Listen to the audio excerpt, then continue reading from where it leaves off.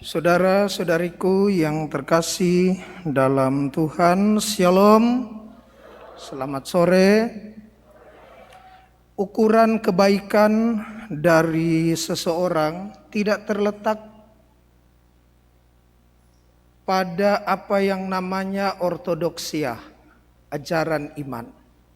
Tidak pula terletak pada apa yang namanya ortolatria, penyembahan, peribadatan, ritus-ritus, melainkan terletak dan terukur dari ortopraksia,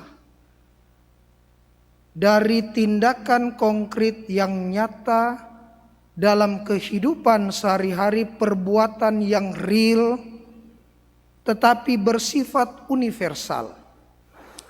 Hari ini dalam bacaan Injil, Yesus menceritakan satu perumpamaan ketika seseorang bertanya bagaimana memperoleh hidup yang kekal. Yesus sekali-kali tidak membuat hukum yang sama sekali baru, tetapi menggenapi hukum Taurat. Dan Yesus tidak bilang salah itu yang kau dengar, kau baca dalam kitab Taurat. Tapi Yesus mengatakan benar apa yang kau katakan itu. Perbuatlah demikian. Dan untuk mencari pembenaran, dia bilang, lalu siapakah sesamaku?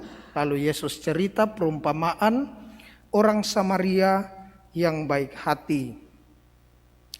Orang Samaria bagi orang Yahudi adalah orang yang harusnya dikucilkan karena mereka sudah bercampur darah dengan orang-orang kafir. Ketika bait Allah di Yerusalem dihancurkan pada zaman Raja Nebukadnezar kedua, orang-orang Yahudi Israel ini dibuang ke Babilonia. Dan di sanalah orang Israel ini, terutama Israel Utara, yakni Samaria, mereka kawin gemawin dengan bangsa-bangsa asing. Dan lebih sadis lagi, mereka memasukkan ilah-ilah bangsa asing ke dalam rumah mereka. Nah, jadi di sana di pembuangan itu ada peristiwa yang menjengkelkan orang Yahudi memang. Samaria juga termasuk orang yang percaya Taurat. Tetapi bagi Yahudi, mereka bukan punya iman yang murni.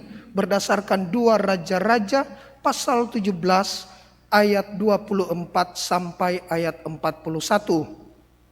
Ketika mereka mau kembali ke tanah air mereka Israel atas izin Raja Kores, mereka akan bangun bait Allah lagi yang sudah hancur. Tapi orang Yahudi, kerajaan selatan bilang, jangan libatkan Samaria. Sudah kafir mereka. Maka orang Samaria bangun bait Allah tandingan di Bukit Gerisim. Dan sejak saat itu percecokan antara dua kubu ini mulai memanas. Yesus tunjuk dalam perumpamaan dengan sangat bagus. Seorang yang dirampok oleh penyamun lewat imam yang memegang ortodoksia. Lewat juga Lewi pada pegangan yang sama. Hanya lewat. Tiba-tiba orang Samaria Yesus tempatkan dalam perumpamaan, dia lewat tetapi dia melakukan sesuatu. Hal yang menarik Bapak Ibu dari cerita perumpamaan ini, ketika apa yang orang Samaria ini lakukan tercatat dengan 7 hal yang aktif. Pertama, orang Samaria itu pergi dan mendapati orang yang dirampok ini. Sedangkan mereka yang lain pergi dan melewati. Yang kedua, setelah dia mendapatinya, dia membalut lukanya. Yang ketiga, setelah membalut lukanya, dia menyirami dengan minyak dan anggur. Setelah itu dia menaikkan orang ini ke atas keledai tunggangannya. Dan setelah itu dia membawa ke tempat penginapan dan merawatnya. Kelima. Yang keenam, dia menyerahkan 2 dinar kepada pemilik penginapan untuk mengurus biaya sakit karena dia akan melanjutkan perjalanan. Dan yang ketujuh, dia bilang akan mengganti kalau 2 dinar ini kau belanjakan lebih dari kebutuhan orang ini. 7 hal yang luar biasa. Tapi hal yang lebih menarik lagi Bapak Ibu, mengapa dia melakukan semua itu? Ayat 33 mencatat demikian. Lalu datang seorang Samaria yang sedang dalam perjalanan ke tempat itu, dan ketika ia melihat orang itu, tergeraklah hatinya oleh belas kasihan. Frase atau ungkapan tergeraklah hatinya oleh belas kasihan menghiasi lembaran-lembaran Injil ketika Yesus melakukan mujizat dalam karya dan doa. Yesus lihat mereka kekurangan, kelaparan, tergeraklah hatinya oleh belas kasihan. Yesus lihat orang lumpuh yang berteriak, orang buta, Bartimeus yang berteriak, mohon kesembuhan, tergeraklah hatinya oleh belas kasihan. Ini ungkapan dipakai oleh Yesus, bukan kebetulan.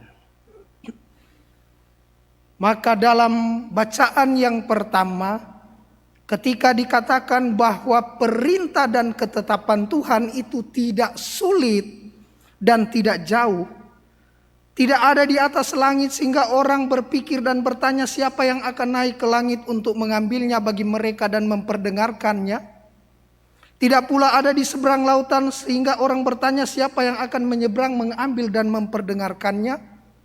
Dan akhirnya dikatakan pada akhir bacaan pertama tadi, tetapi firman itu ada di dalam mulut dan di dalam hatimu.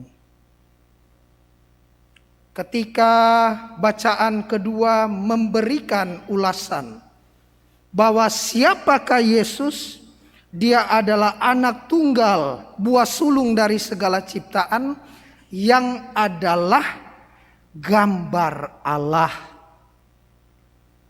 Jadi orang jangan mulai berpikir terlalu ortodoksia dan ortolatria.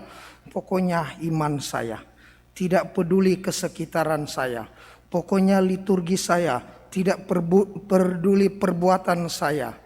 Ini menjadi beriman yang pincang. Karena Yesus sendiri adalah gambar Allah yang menjadi manusia, firman yang menjadi manusia, maka kita melihat secara konkret apa yang Yesus kerja lakukan selama dia menyejarah di tanah Palestina. Dan disitulah kita melihat pula dalam cerita-cerita kitab suci, mendengar di sana bagaimana perbuatan-perbuatan Allah harusnya nyata bagi setiap orang yang membutuhkan. Saudara-saudari yang terkasih, jika orang Samaria dipuji oleh Allah, dipuji oleh Yesus, mereka punya ortopraksia mantap. Orang Samaria yang baik hati, oh mantap.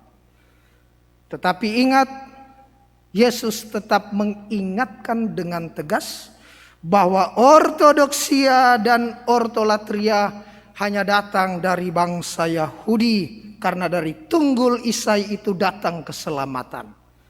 Ketika orang perempuan Samaria di sumur Yakub memberi minum kepada Yesus, Yesus tegaskan hal itu. Mantap kau punya cara secara ortopraksia. Tetapi ingat, ortodoksia, ortolatria datang dari bangsa Yahudi. Bagaimana dengan kita Kristen Katolik? Baik ortodoksia, ajaran iman, doktrin, baik ortolatria, peribadatan, ritus penyembahan, maupun ortopraksia harusnya menyatu dan menyata di dalam kehidupan kita. Dengan demikian kita tidak terpilah-pilah kita tidak terpisah-pisah, kita tidak terbagi-bagi untuk senantiasa melihat, mengasihi, mengalami Allah dan sesama, Allah di dalam diri orang-orang yang membutuhkan pertolongan kita. Semoga demikian.